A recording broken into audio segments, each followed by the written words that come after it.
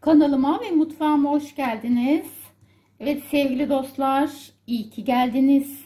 Birlikte çok güzel, çok lezzetli tarifler oluşturacağız.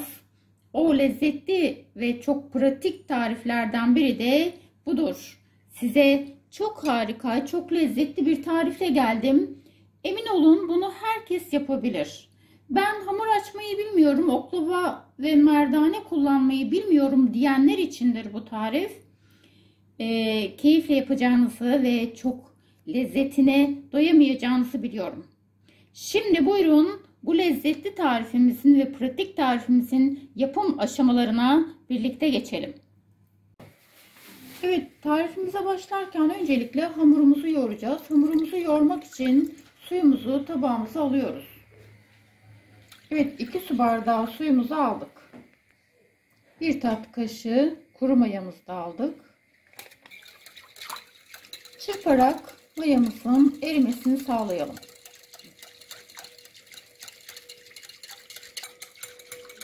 Evet, iyice çırptık. Gördüğünüz gibi çırpıcımızı çıkarıyoruz sudan. Artık unumuzu dahil ediyoruz.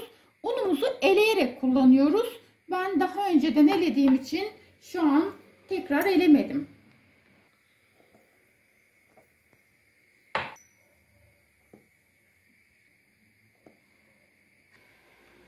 Bir tatlı kaşığı tuzumu da dahil ettim. Hamurumu yoğurmaya başladım. Her zaman verilen un miktarını önceden tamamını kullanmayın. Çünkü her un farklılık gösterebiliyor. Farklı yoğunlukta olabiliyor. Dolayısıyla böyle peyderpey kullanıyoruz unumuzu.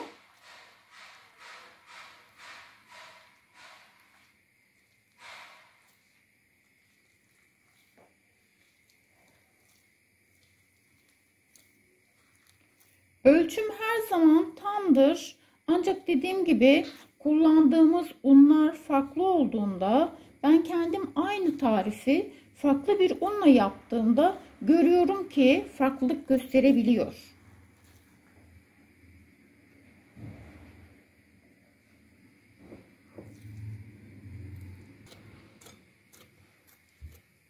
Evet, hafif, çok hafif eleğe yapışıyor gibi, şöyle yaptığında biraz eleğe yapışıyor.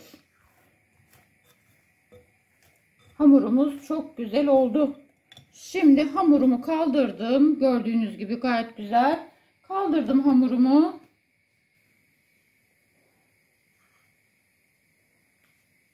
Evet, tabağıma 1 çorba kaşığı yağ döktüm. Her tarafını yağlıyorum.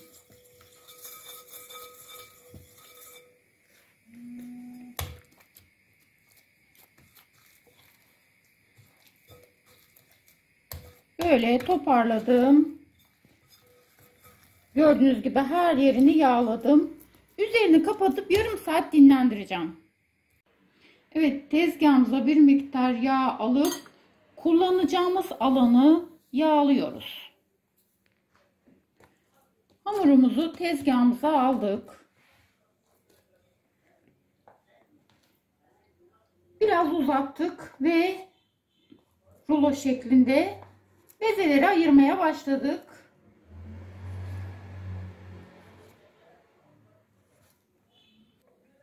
Evet, hemen beze yapmaya başlıyoruz. Bezelerimizi hazırlayalım.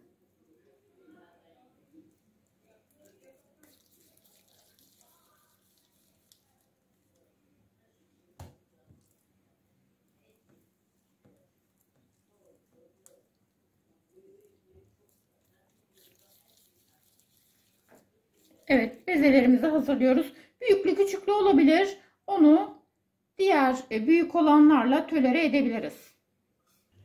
Evet, bezelerimi hazırladım. Hiç bekletmeden bezemi tezgahıma aldım. Elimi şöyle çok az yağladım.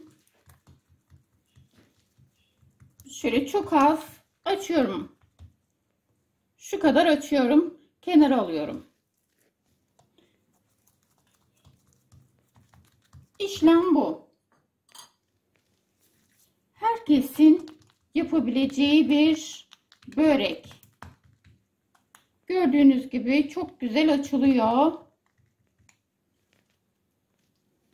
Gördüğünüz gibi hamurum o kadar güzel ki şöyle elimde daha kabarcıklar oluşmaya başladı. Tamamını açtıktan sonra tabağıma çok az yağ aldım. Tabağımı iyice yağladım. Açtım bezelerimi. Şöyle alıyorum. Yine üzerine bir miktar yağ döküyorum arkadaşlar. Sıvı yağ.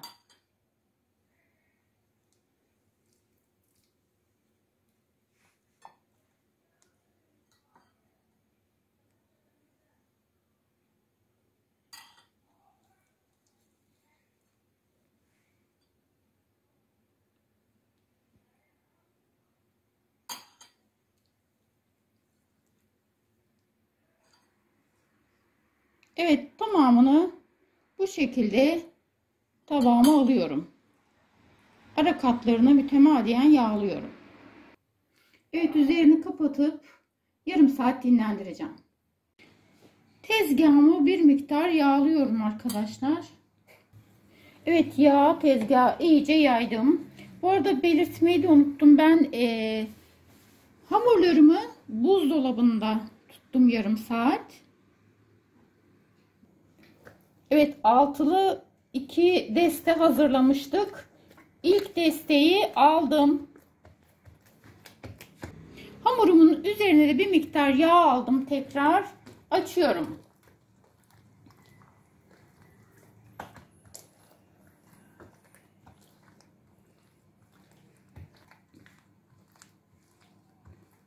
Hamurum çok güzel. El yordamıyla açılabiliyor.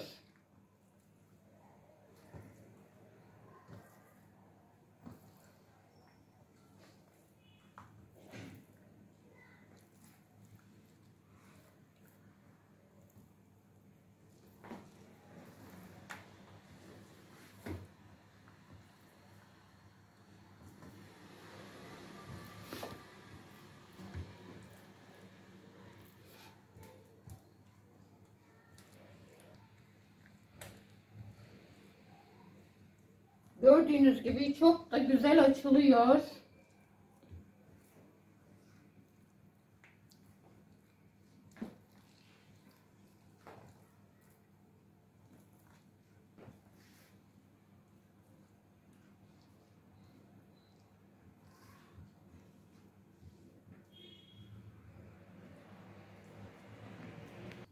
Evet, bu kadar açtığımız kafi. Hemen şöyle ucundan tutup ortaya doğru katlıyoruz.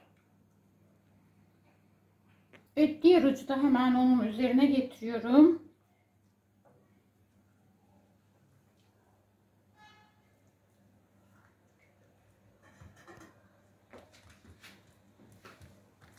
Ve tekrar katlıyorum.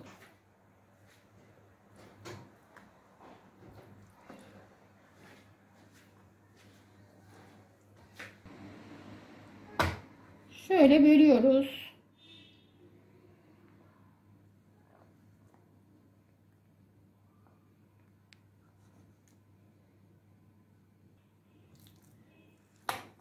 Hemen aldım bir tanesini. 6'ya böldüm arkadaşlar ben bu parçamı.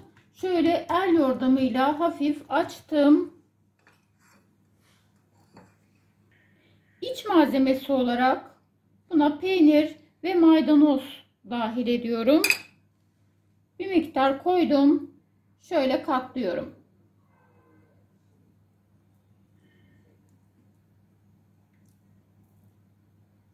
Çevirip şu haliyle tepsime yerleştiriyorum. Evet, tüm böreklerimizi hazırladık. Tepsimize aldık. Şimdi bir yumurta sarısı ve bir çorba kaşığı sıvı yağımızı karıştırdık. Üzerine sürüyoruz. Bu arada da fırınımızı 180 dereceye ayarlıyoruz.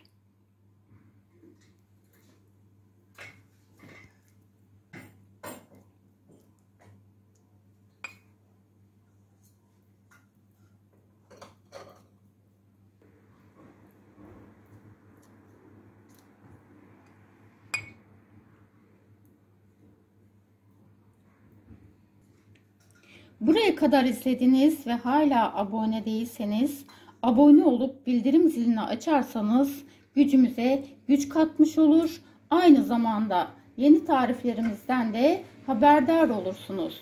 Yorum ve beğenileriniz de bizim için çok kıymetli. Ve bu tariflerimizi sosyal medya hesaplarınızda da paylaşırsanız hem dostlarınız faydalanır hem de bize destek olmuş olursunuz. Ben şimdiden size teşekkür ediyorum. Evet, şimdi fırına götürüyoruz. Böreğimiz fırından çıktı. Çok da güzel oldu. Altı üstü harika pişti. Şöyle çıtır çıtır.